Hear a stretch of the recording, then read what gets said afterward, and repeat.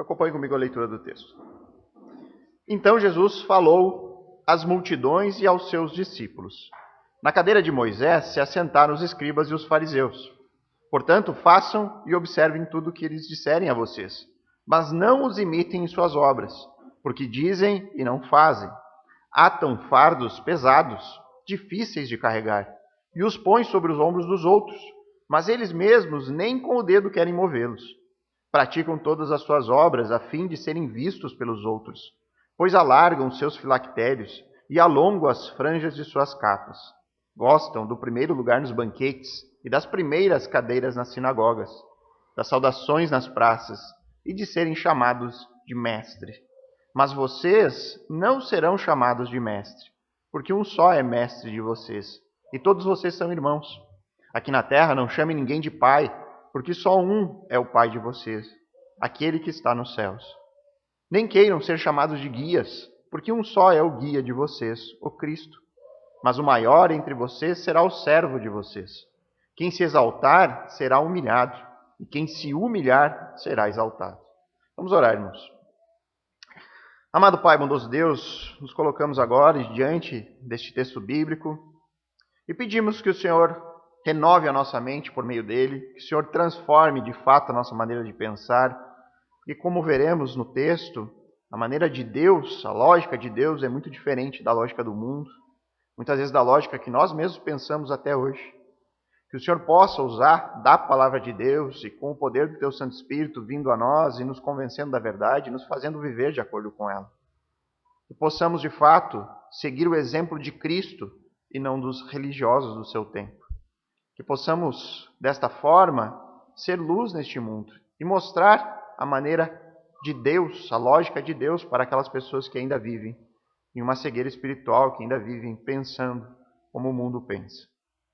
Comece transformando o nosso coração e a nossa mente, e assim, Deus, que a gente possa influenciar as pessoas ao nosso redor. É o que pedimos e oramos em nome de Cristo. Amém. Irmãos, como nós temos visto aqui ao longo das últimas semanas, esse capítulo 23, ele marca um ponto de decisão para essas multidões que estão ali presentes lá no templo, nesta última e derradeira semana da vida e do ministério de Cristo antes da sua morte e ressurreição. Essas pessoas aqui têm acompanhado já ao longo desta terça-feira que nós temos visto aqui, os inúmeros debates que Jesus teve com esta elite religiosa, a tropa de choque do judaísmo daquele tempo. E ao censurar aqui publicamente esses religiosos, Cristo coloca as pessoas presentes ali na multidão em um ponto de decisão. Elas precisam agora se definir, escolher qual lado elas vão apoiar ao longo dessa semana. Eles ficarão ao lado dos escribas e fariseus em sua oposição, na sua rejeição a Jesus como Messias, ou eles ficarão unidos aos discípulos, consequentemente unidos a Jesus. Nos versículos de 1 a 7, nós vimos aqui que Jesus ele está fazendo um alerta às multidões e especialmente ao grupo dos 12 apóstolos, para que eles aprendam com o erro desses religiosos e não os imitem. Não os imitem na sua hipocrisia, porque esses religiosos falam e não fazem. Não imitem eles no seu apego à tradição religiosa, conforme Jesus diz, porque eles atam fardos pesados sobre os ombros dos outros. Eles impõem as suas regras, eles impõem as suas tradições para as pessoas, mas eles mesmos não fazem nada para ajudar essas pessoas a carregar todo esse peso. Por fim, Jesus diz, não os imitem no seu amor a si mesmo. Eles são amantes de si mesmo, porque eles praticam as suas obras unicamente para serem vistos pelos outros. Eles gostam dos lugares de destaque, eles saem em busca das saudações públicas, eles adoram receber títulos e honrarias. Os apóstolos eles precisam aprender essa lição. Jesus sabe disso. Cristo sabe que em poucos dias, nós estamos aqui na última semana da vida de Jesus, em poucos dias, curiosamente, seriam os apóstolos a maior autoridade religiosa daquele tempo. Os apóstolos seriam essa autoridade. Seriam a extensão do próprio ministério do Messias na terra. Eles são aqueles homens que ocupariam a posição máxima na igreja cristã que estava prestes a nascer. E é por conta disso que os discípulos eles não podem cair na armadilha do ego inflado. Nessa armadilha que busca capturar o nosso coração orgulhoso e pecador, que é seguidamente tentado a exaltar as pessoas, a colocar outros em um patamar que apenas Deus pode ocupar na vida de todos nós. O nosso coração orgulhoso, ele sempre nos leva a querer estar em uma posição de superioridade, a querer estar em uma posição de autoridade, dando as ordens. Os discípulos precisam aprender que no reino, a autoridade não é exercida desta forma, com base na exaltação, com base na imposição, mas é uma autoridade submissa ao Messias e ao seu ensino. Agora, nos versos 11 e 12, que encerram aqui uma primeira sessão dentro do capítulo 23, nós veremos Jesus apresentando a estranha lógica do reino. A estranha lógica do reino do Messias. Nós veremos que os discípulos precisam aqui subverter a lógica comum do mundo, caso eles queiram ter sucesso no reino de Deus. É uma estranha lógica onde o maior é o servo. Uma estranha lógica onde o exaltado será humilhado. E uma estranha lógica onde o humilhado será exaltado. Então nós vamos agora para a exposição desses versos 11 e 12. Nesse texto que nós vamos analisar hoje, Jesus apresenta a estranha lógica do reino. E em primeiro lugar, esta é uma estranha lógica onde o maior será o servo. O verso 11 nos diz isso. Mas o maior entre vocês será o servo de vocês. Então Jesus inicia a apresentação aqui neste versículo 11 desta estranha lógica do reino. A nossa lógica normal, a maneira como tradicionalmente pensamos, a maneira mundana, em um sentido de comum para o mundo, é de valorizar os grandes. Valorizar aquelas pessoas que possuem autoridade sobre os outros. No mundo, nós valorizamos aqueles que estão no comando, aqueles que dão as ordens. E muitas vezes nós queremos estar nessas posições, porque o mundo exalta esse tipo de pessoa. Mas a lógica do reino, segundo o que Jesus afirma aqui, é contrária a tudo isso.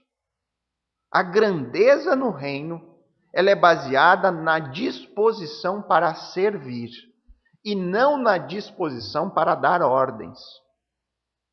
Não na disposição de estar em uma condição de autoridade. Segundo o que Cristo nos ensina, qualquer pessoa que queira ser grande no reino do Messias precisa voluntariamente se tornar um servo dos outros neste mundo. Irmãos, antes de nós prosseguirmos aqui, é importante nós entendermos corretamente a profundidade e a dimensão deste ensino de Cristo no contexto daqueles dias.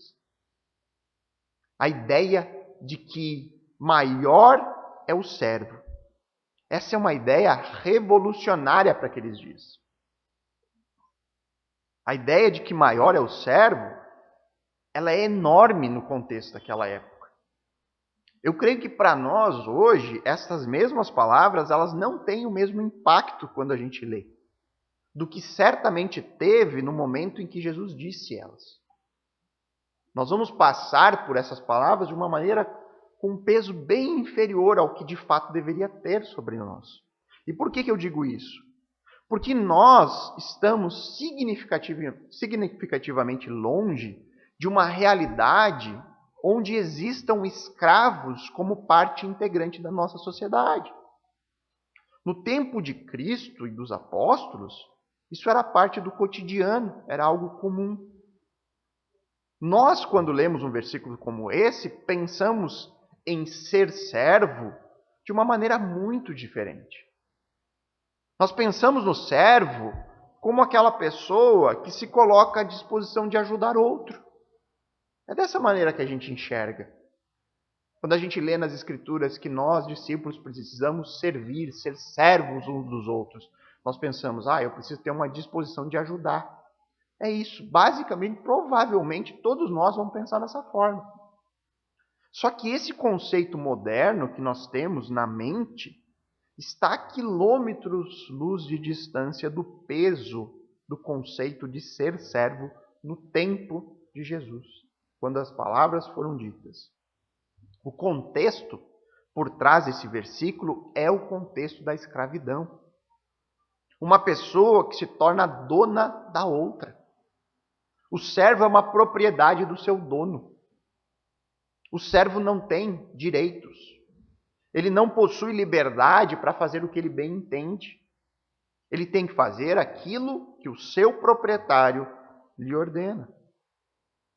Agora imagine você dizer para o mundo daquele tempo, onde humildade estava longe de ser uma virtude, dizer para aquele mundo que no reino dos céus, tão esperado por eles, os judeus, eles esperavam ansiosamente a chegada do reino do Messias, aí vem alguém dizendo que neste reino tão esperado, a autoridade, a liderança, as maiores posições seriam dadas para os escravos. Isso significa que as maiores posições não seriam dadas para a elite religiosa que estava no comando. A autoridade não seria dada para aqueles que estão naquele momento dando as ordens. É isso que Jesus está dizendo aqui. É um confronto com os religiosos. Jesus está dizendo as maiores posições no reino do Messias não serão dadas para aqueles que estão aqui querendo estar no comando, dando as ordens, mas vão ser dadas para as pessoas simples. Pessoas que são hoje menosprezadas por esses mesmos religiosos. As maiores posições serão dadas para aqueles que estão dispostos a se entregar como servos, como escravos do Messias, e como escravos uns dos outros. As maiores posições, Jesus está dizendo aqui, não serão dadas para escribas e fariseus com as suas capas cheias de franja, os seus longos filactérios. Não, elas vão ser dadas para um simples pescador como Pedro ou para um odiado coletor de impostos como Mateus. Eles serão os maiores no reino. É isso que Jesus está dizendo aqui. E é por isso que eu digo que o impacto dessas palavras naquele dia, naquele momento, são infinitamente superiores do que nós mesmos hoje, quando lemos o texto, pensamos. As palavras de Jesus são revolucionárias. Possuem uma lógica completamente estranha para aquelas pessoas que estão ali ouvindo, que admiravam os religiosos. Mas ela permanece uma lógica estranha para nós hoje. Segundo essa estranha lógica do reino, você quer ser grande no reino do Messias? Então tenha uma disposição para servir. Um serviço que possui uma estrutura fundamental baseada no amor a Deus, eu me torno um servo de Cristo, mas também baseada no amor aos outros. Ser servo uns dos outros dentro dessa comunidade onde o Messias é o cabeça. Nós não devemos levar em conta essa mentalidade humana que nós carregamos de valorizar os exaltados, de valorizar aquelas pessoas que estão no comando. Segundo Cristo, a grandeza consiste em doar-se, em se entregar a Cristo e se entregar em favor dos outros. Jesus aqui inverte a pirâmide social. Aqueles que o mundo mais despreza, que naquele tempo eram os escravos, aqueles que o mundo mais coloca como pessoas de segunda categoria, mas que se colocam voluntariamente em uma posição de serviço, esses serão os maiores no reino. Esses. É uma estranha lógica de se pensar. de acordo com aquilo que nós somos ensinados. E de acordo com a Bíblia, o discípulo de Cristo, ele é chamado ao serviço.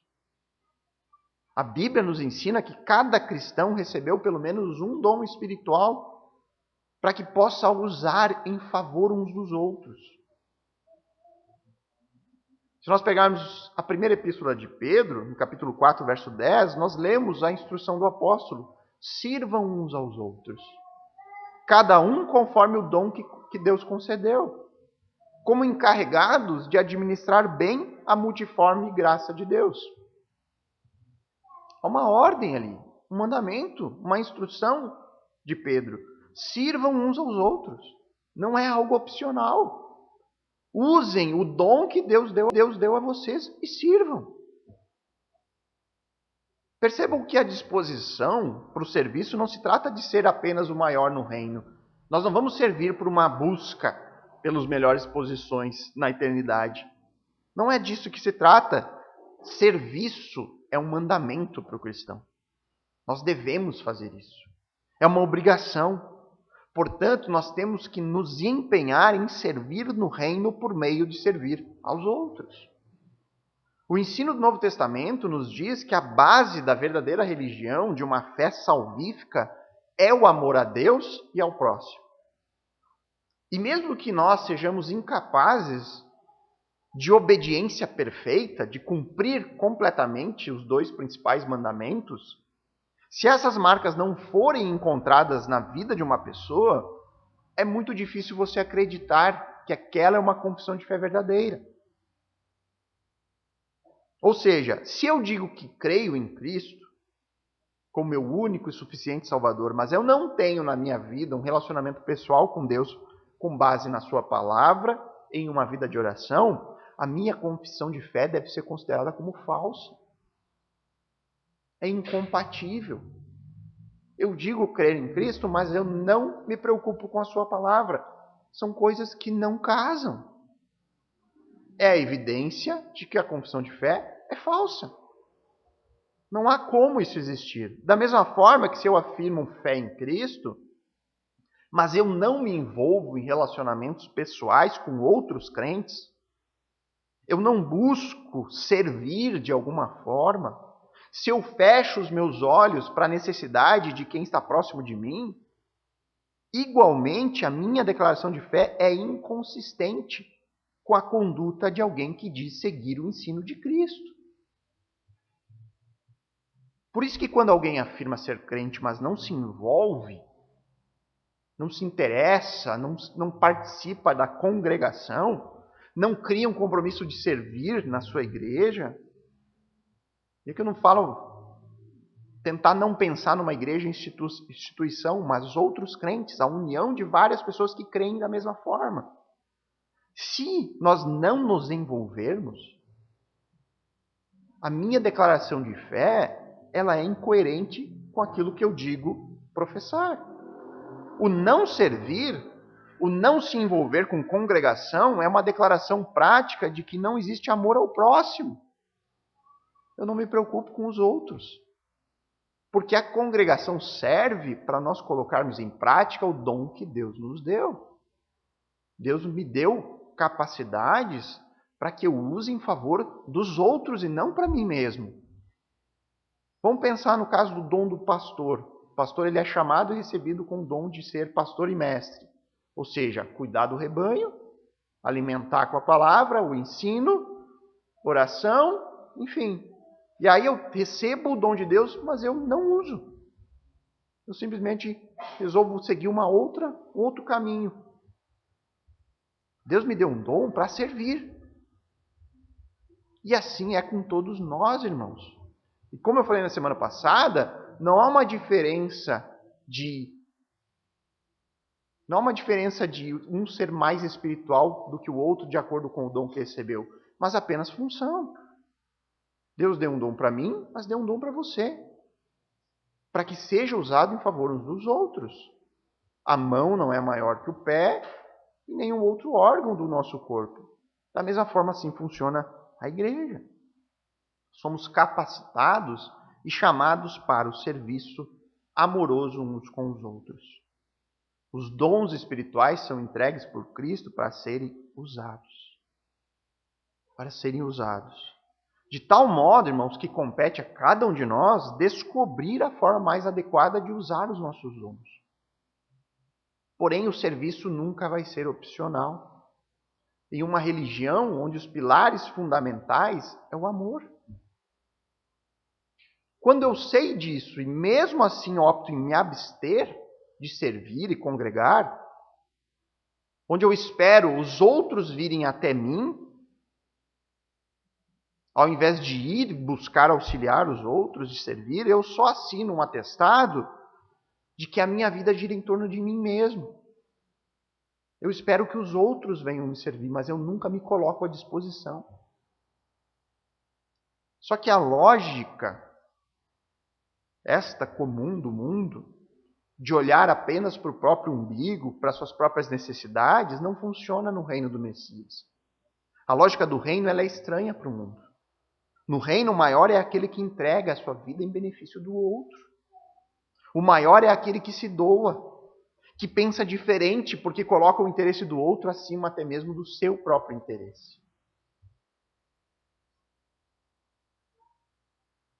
Pense, irmãos, quantas vezes na sua caminhada cristã, aqueles que estão há mais tempo na fé, é bom porque ele choca quando a gente percebe a nossa própria incapacidade. Isso foi uma reflexão minha pessoal, nós comentamos lá em casa sobre isso, mas certamente vai caber para muitos aqui. Nós temos aqui irmãos há longo tempo de jornada cristã, outros menos, outros chegando. Cada um tem a nossa caminhada, mas pense, você que já leu alguns livros cristãos, que vira e mexe escolhe uma nova literatura para ler, está sempre buscando conhecer, quantos livros acerca de serviço você já leu? Quantas vezes você escolheu um livro sobre servir melhor no reino? Sobre como eu posso servir aos outros? Quando foi que você fez uma procura sobre este assunto? Só isso demonstra o quanto nós olhamos muito mais para nós mesmos do que para os outros. Nós tentamos nos capacitar, mas sempre olhando para nós mesmos, a nossa própria capacitação, e nunca uma capacitação que visa o serviço. Isso desmonta com nós mesmos. Isso mostra o quanto há uma armadilha do ego inflado sempre pronto para nos pegar. Nós sempre temos naturalmente uma inclinação para o eu. Mesmo dentro da esfera cristã, onde nós estamos conhecendo a Deus, estudando teologia, normalmente a gente faz isso para nós mesmos. E nós não pensamos no outro. Talvez no máximo a gente pense na nossa própria família. Estou me capacitando pelos meus filhos, para servir ao meu esposo, minha esposa, enfim. Como você tem pensado acerca desse assunto? Será que a sua vida demonstra uma pessoa que raciocina com a lógica comum, onde tudo o que importa é o meu próprio benefício e felicidade? Ou será que você pensa com uma lógica estranha? A mesma lógica do reino, onde servir é o caminho a ser trilhado. No texto de hoje, nós encontramos aqui Jesus expondo essa estranha lógica do reino de Deus. Uma lógica que coloca, em primeiro lugar, o fato de que o maior é o servo. Em segundo lugar, Cristo apresenta aqui uma estranha lógica onde o exaltado será humilhado.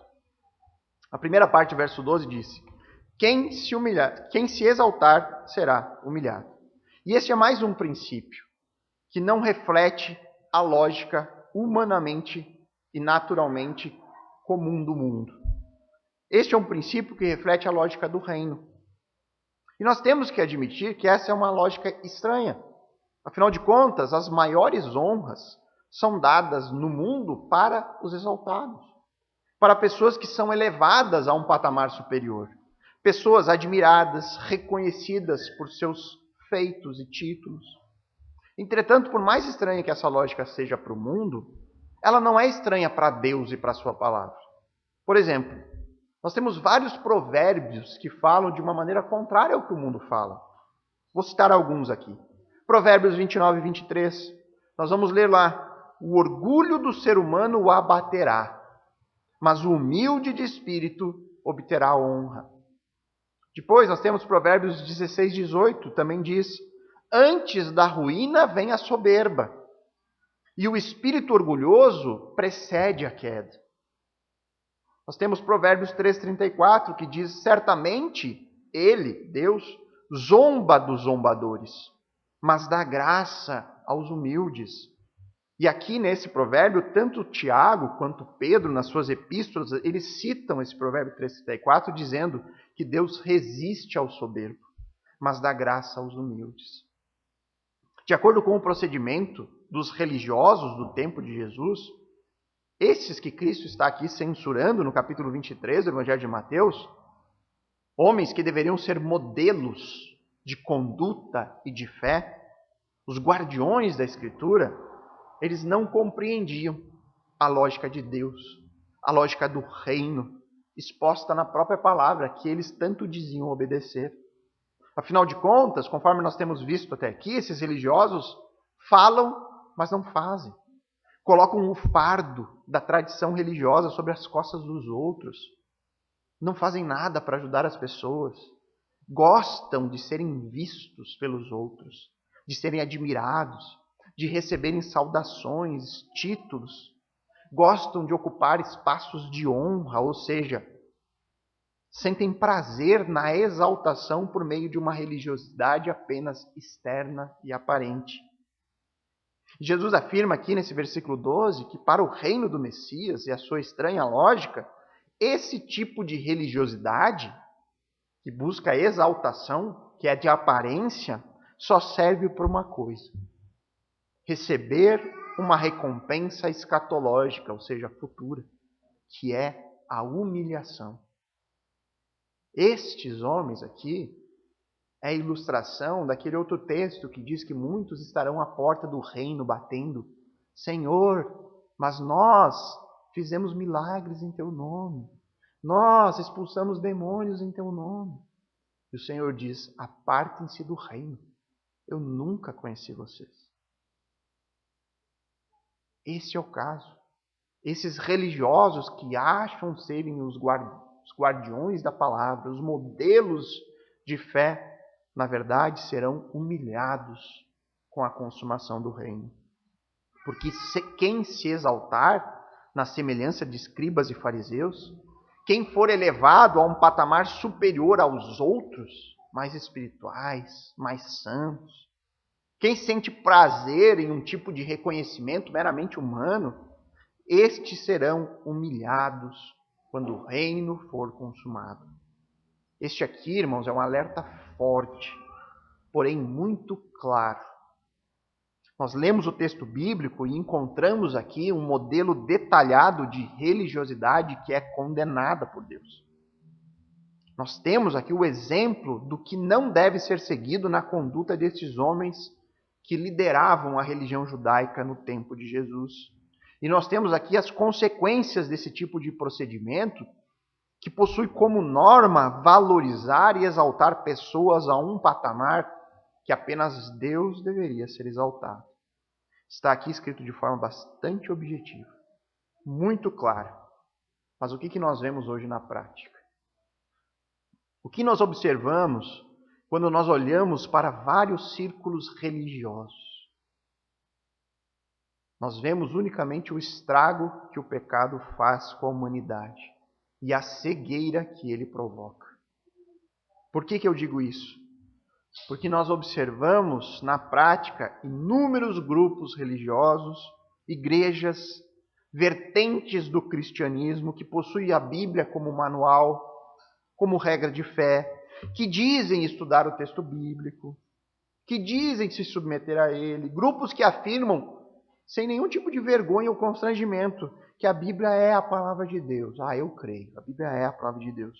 Mas que estão completamente cegos para recomendações tão claras como a do texto que nós estamos aqui analisando. Eu pergunto para vocês, é difícil encontrar religiosos, homens que lideram as suas congregações se exaltando no mesmo patamar de escribas e fariseus do tempo de Jesus? É difícil você encontrar um religioso vestido de uma maneira a expressar a sua religiosidade externa, pessoas que gostam de títulos, de receber saudações, de estar em evidência, é difícil encontrar por aí. Irmãos, nós temos nos nossos dias pessoas se auto-intitulando de apóstolos, se colocando esse título. Nós temos pessoas que estampam as suas fotos na fachada da igreja. Os líderes, você passa lá, tem a foto do pastor. O que seria isso, se não o mesmo procedimento de religiosidade externa? Nós temos um exército chamado os ungidos do Senhor. Pessoas que não aceitam críticas, que não aceitam serem questionadas, onde o que eles falam é lei. Não é difícil você encontrar em congregações lugares de honra no púlpito. Se você pegar na internet pregações, você vai ver lá que está o pastor pregando e tem várias cadeiras com homens sentados ali no púlpito junto dele. Irmãos, o que é isso, se não colocar pessoas em uma posição de destaque? Se o pastor está no púlpito, ele está numa posição de ensino. Nós elevamos aqui o púlpito para que as pessoas enxergassem melhor. Nós tínhamos crianças que não enxergavam o pastor quando estava atrás de um adulto. Nós não estamos fazendo aqui para exaltar alguém. Nós estamos exaltando o ensino. Nós estamos mostrando que aqui a Bíblia ocupa o centro, a posição mais elevada. Mas nós não vamos colocar aqui lugares de honra. Vou botar mais uma cadeira aqui, o pastor Adriano ficar sentado aqui na frente, para mostrar para a congregação que ele é autoridade sobre vocês. Não é assim que funciona. Quando a gente faz isso, o que falta apenas para ficar igual aos religiosos do texto aqui de Mateus 23? Só falta nós fazer a cadeira de pedra e chamar ela de cadeira de Moisés.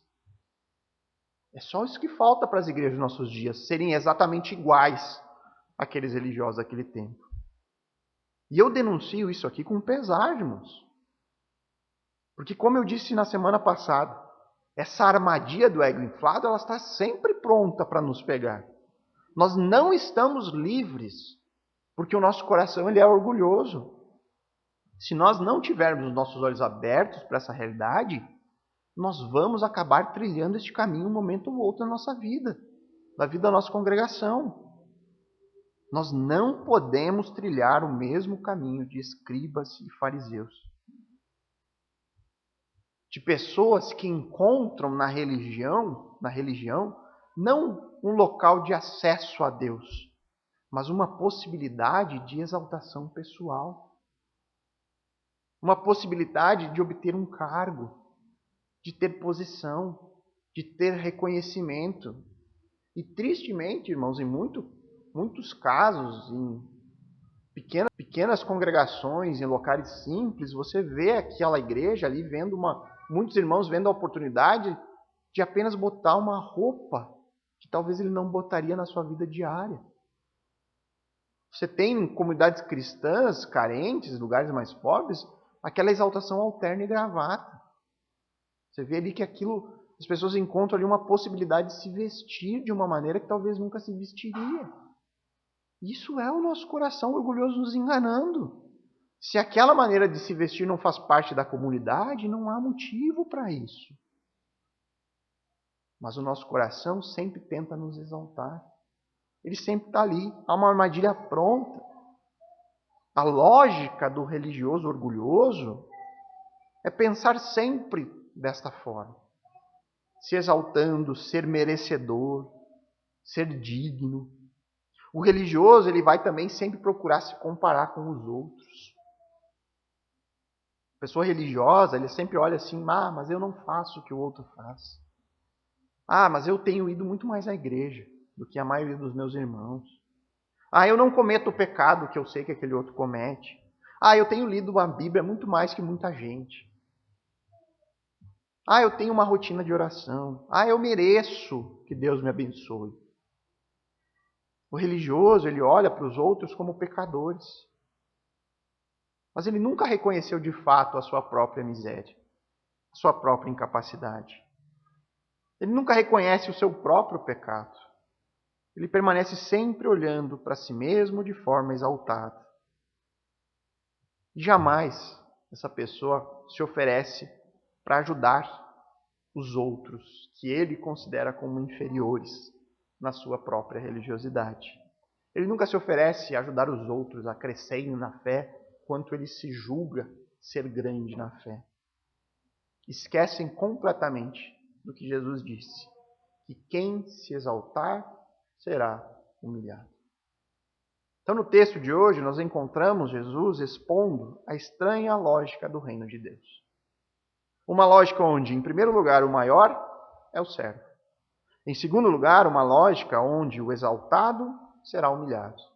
E, por fim, uma estranha lógica onde o humilhado será exaltado. A segunda parte do verso 12 diz: e quem se humilhar será exaltado. Qual a lógica comum? Que quem humilha a si mesmo, aquela pessoa que voluntariamente se coloca em uma posição de servir aos outros, essa é uma pessoa fraca. É uma pessoa certamente não valorizada. Em uma cultura onde os exaltados sempre recebem o maior crédito. Só que essa não é a lógica de Deus e do seu reino.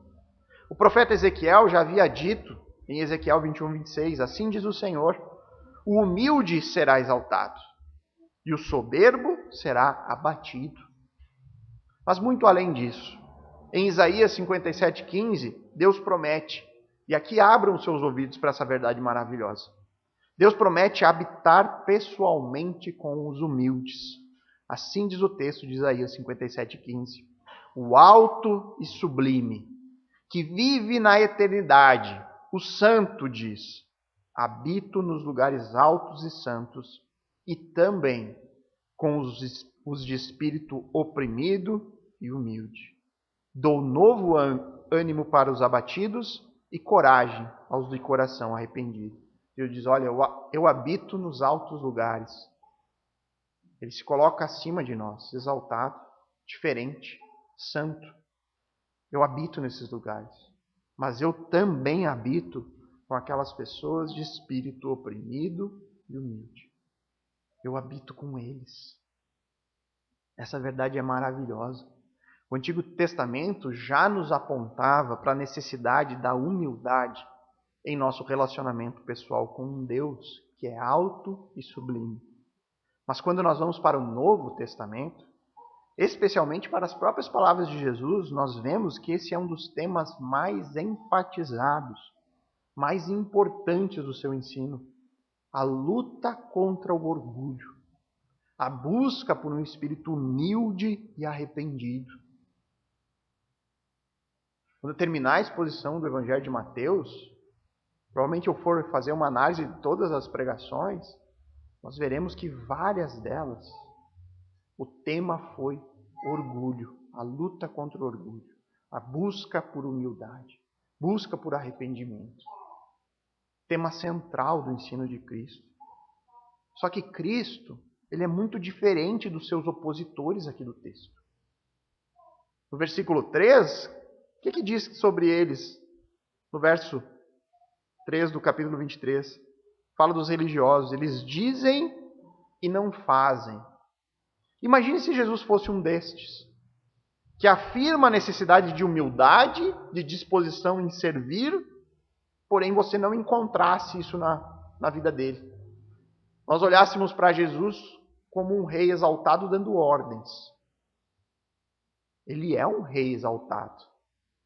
Mas o que nós vemos no exemplo de vida de Jesus? O que nós enxergamos quando olhamos para Cristo?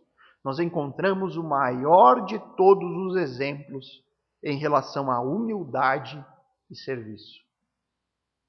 No Evangelho de Lucas, capítulo 22, verso 27, Jesus diz assim: pois qual é o maior? Aquele que está à mesa ou aquele que serve? Não é verdade que é aquele que está à mesa?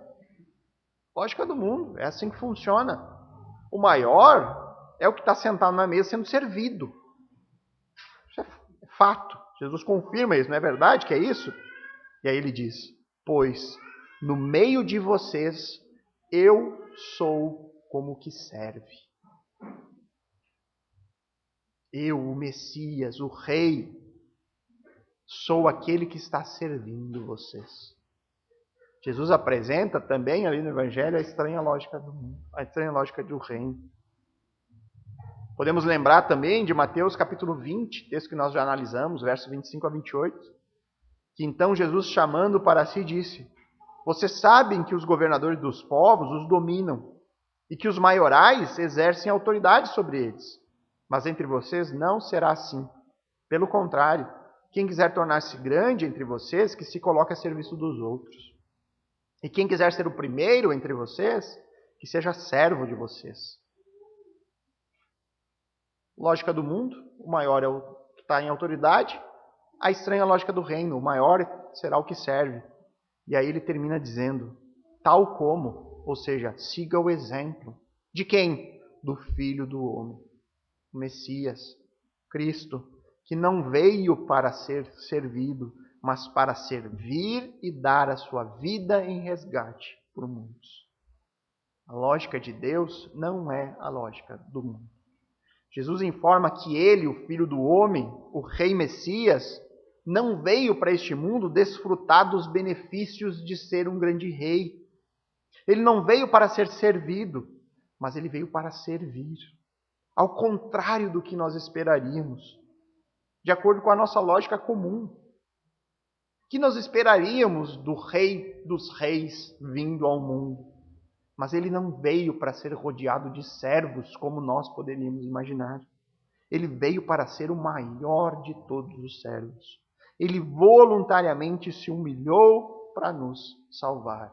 E aí nós temos o derradeiro texto de Paulo aos Filipenses, no capítulo 2, versos 5 a 9. Tenham entre vocês o mesmo modo de pensar de Cristo Jesus, que mesmo existindo na forma de Deus, não considerou que o ser igual a Deus fosse algo que deveria ser retido a qualquer custo. Pelo contrário, ele se esvaziou, assumindo forma de servo, tornando-se semelhante aos seres humanos. E reconhecido em figura humana, ele se humilhou, tornando-se obediente até a morte e morte de cruz. Por isso, também Deus o exaltou sobremaneira e lhe deu o nome que está acima de todo o nome. Então, o tipo de disposição para servir que Jesus deixa aqui como exemplo na sua própria conduta, como um padrão a ser seguido pelos seus discípulos, é o tipo de disposição sacrificial. Ele se entregou, ele deu a sua vida, ele morreu no lugar de muitos. Aquele que tem o poder supremo, aquele que é o Rei dos Reis, o mais exaltado de todos, ele mesmo se humilhou ao abandonar a sua elevada posição. Ele saiu do trono e veio para a cruz. Ele prestou o mais alto serviço, morrer por pecadores.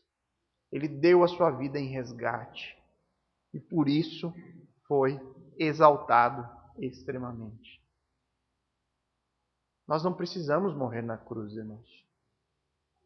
Até porque nós jamais teremos condições de nos igualar com o Cordeiro perfeito que foi providenciado por Deus para nos salvar. Entretanto, aqueles que dizem estar nele precisam andar como ele andou, conforme 1 João 2,6. Seguir o seu exemplo. O caminho da humilhação para nós, pecadores, é o caminho do arrependimento. O caminho de se desprender de qualquer mérito. De esquecer qualquer possibilidade de crer em uma salvação com base na minha própria bondade, na minha própria conduta. Aí eu vou ser salvo porque eu sou uma boa pessoa. Isso não existe, é a lógica do mundo, não é a lógica do reino. Se nós não nos humilharmos, não nos despojarmos de nós mesmos, nós jamais vamos correr para os braços de um Salvador. Nós não reconhecemos a necessidade disso. E, consequentemente, jamais seremos exaltados junto a Ele. Afinal de contas, o orgulhoso, ele nunca reconhece que precisa ser salvo. O orgulhoso está se afogando, ele não levanta a mão para pedir ajuda. Ele acha, não, mas eu consigo sair nadando dessa situação. Ele se recusa a dar o dedo a torcer. De pedir, joga uma boia porque eu estou morrendo.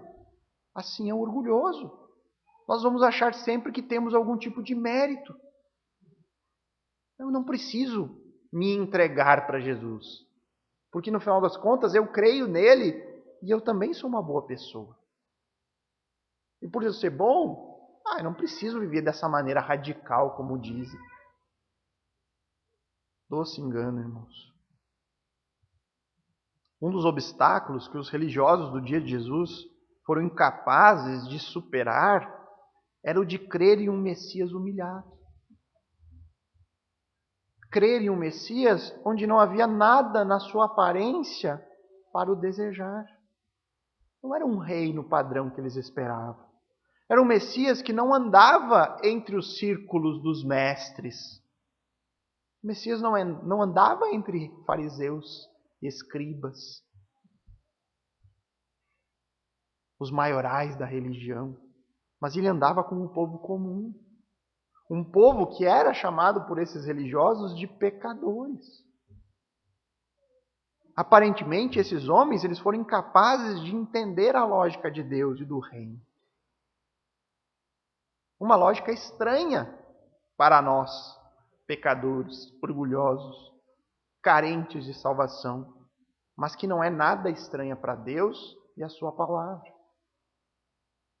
É por isso, irmãos, e quando nós nos deparamos com alguns exemplos, como por exemplo, Dr. Martin Lloyd-Jones, um renomado médico britânico, ele foi médico da coroa britânica. E aí ele abandonou a medicina, sua posição elevada de um dos médicos mais reconhecidos, para se tornar o simples pastor da capela de Westminster. Nós olhamos para o exemplo dele e certamente ficamos admirados. Olha o que ele abriu mão para servir o reino. Entretanto, irmãos, o que este homem fez foi apenas seguir os passos do seu Salvador, que abriu mão da glória aos olhos humanos, vislumbrando uma glória infinitamente maior e futura. O exemplo de alguém que apenas confiou em seu coração naquilo que a segunda parte do versículo 12 nos diz. Quem se humilhar será exaltado. Então, no texto de hoje, nós encontramos aqui Jesus expondo a estranha lógica do reino de Deus.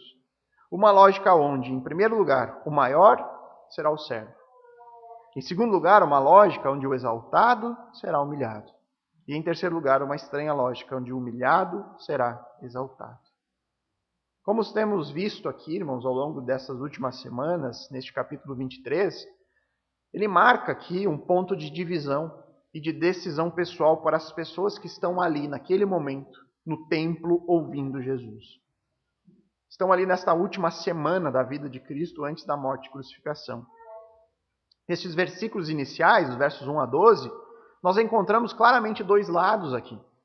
Dois grupos em oposição. Nós temos os religiosos, escribas e fariseus, que dizem e não fazem, atam fardos pesados, difíceis de carregar, e os põem sobre os ombros dos outros, mas eles mesmos nem com o dedo querem movê-lo. Praticam todas as suas obras a fim de serem vistos pelos outros, pois alargam os seus filactérios, alongam as franjas de suas capas, gostam dos primeiros lugares dos banquetes, das primeiras cadeiras das sinagogas, das saudações nas praças e de serem chamados de mestre. Portanto, homens que se exaltam, que se colocam a si mesmos em uma posição elevada sobre os demais, que sentem prazer no reconhecimento, que buscam uma religiosidade com foco na aparência exterior. Estes rejeitam o Messias. Esses aqui estão concentrando todos os seus esforços em um único objetivo: calar Jesus de Nazaré. Um Messias que não é de acordo com o padrão que eles esperam. Eles rejeitaram Jesus porque ele não era o rei que eles esperavam. E do outro lado nós temos Cristo, o Cristo de Deus, o seu exemplo de humildade e serviço. Nós temos aqui um homem que diz que o seu fardo, ao contrário dos religiosos, é leve. Suas palavras são doces. A sua aparência é simples. Um homem que se fez pobre por nós. E essas pessoas aqui presentes vão ter que se decidir. o caminho do orgulho religioso, da rejeição ao Messias que veio ao mundo como um servo sofredor, ou ficar ao lado de Jesus e assumir os pesados custos do discipulado. Porém, ao escolher, eles podem ter apenas uma certeza: que quem se exaltar será humilhado, e quem se humilhar será exaltado. Nós sabemos que a grande maioria dessas pessoas aqui vão tomar a decisão errada neste ponto da história. A grande maioria dessas pessoas estará do lado dos religiosos. Entretanto, irmãos, é importante dizer que muitos dessas pessoas aqui, depois dos eventos da crucificação e da ressurreição, são elas que também crerão na pregação de Pedro, lá em Atos capítulo 2. Então, muitos vão rejeitar nessa semana Jesus, mas muitos desses também vão crer lá em Atos 2. Mas essa é uma decisão que todos nós também temos que tomar em nossa vida. De que lado nós ficaremos? De que lado nós nos posicionaremos aqui? Do lado daqueles que rejeitam este Messias, a loucura do Evangelho, porque o Evangelho tem uma lógica estranha ao mundo? Será que nós vamos também colocar do lado daqueles que vão pensar como o mundo, que rejeitam Cristo como um Messias Salvador? Vamos ficar do lado dos religiosos, orgulhosos, no seu próprio método de salvação, com base em obras meritórias? Eu faço, eu consigo, eu mereço. Vamos estar nos exaltando ao lado deles, rejeitando o serviço sacrificial ao reino e aos outros? Ou vamos nos colocar ao lado do servo sofredor, ao lado do Messias Jesus Cristo?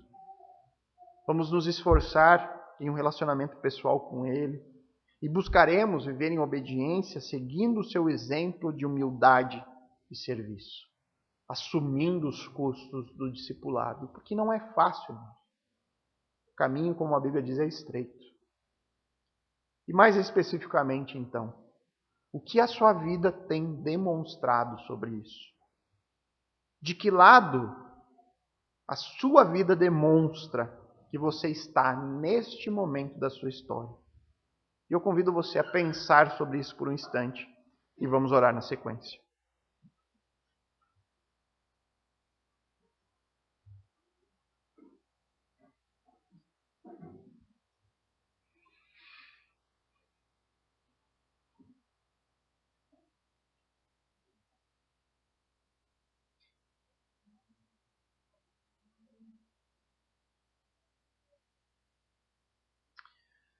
Amado Senhor, nós temos aprendido aqui por meio da Tua palavra, Deus, nesse capítulo 23, um momento da história que já está bem distante de nós, mas que permanece importante para os nossos dias hoje. Um momento do qual o Senhor colocou aquelas pessoas que estavam ouvindo as Suas palavras naquele dia a terem que tomar uma decisão entre dois caminhos. O caminho daqueles que se exaltam e buscam uma salvação pelos próprios méritos, buscam uma salvação com base numa religiosidade, com base em obras meritórias, com base no eu faço, eu mereço. Ou se colocar ao lado de um Messias que não tem a aparência e muito menos pensa de acordo com uma lógica do mundo. Uma lógica que muitas vezes nós mesmos temos e carregamos até esses dias. Que o Senhor nos ajude, Pai, a romper com essa cegueira que agiu sobre esses homens religiosos daqueles dias, onde eles eram incapazes de compreender e entender ensinos claros na própria palavra que eles tanto diziam defender. Que não seja assim entre nós, Pai. Que o Senhor opere com o Teu Santo Espírito, nos convencendo do nosso próprio pecado. Porque a partir do momento que reconhecemos a nossa condição de miseráveis, de pessoas que não têm nada a oferecer, que estão infinitamente separados de um Deus alto e sublime, que a gente possa correr até o nosso Salvador que é Cristo e unicamente aquilo que Ele fez por nós na cruz do Calvário. Nos ajuda, Pai, a não sermos pessoas religiosas. Nos ajuda a romper com qualquer tipo de mérito que ainda possa haver em nosso coração. Mas que a gente possa, de fato, se entregar totalmente a Ti. Amar o Senhor com todo o nosso coração, reconhecendo que apenas nele, em Cristo, nós encontramos tão grande salvação. E a partir disso, que esse amor nos direcione a amar aos outros, a dispor a nossa vida em serviço, buscar ao bem dos outros, buscar, desejar e orar pela salvação de todos aqueles que estão ao nosso redor, daqueles que nós podemos enxergar com os nossos olhos. Nos ajuda, Pai, a não sermos hipócritas como fariseus e escribas, mas que sejamos aqueles que assumem o custo do discipulado, que vivem as suas vidas de acordo com as palavras do seu Salvador, Jesus Cristo. É isso que pedimos e oramos em nome de Cristo Jesus. Amém.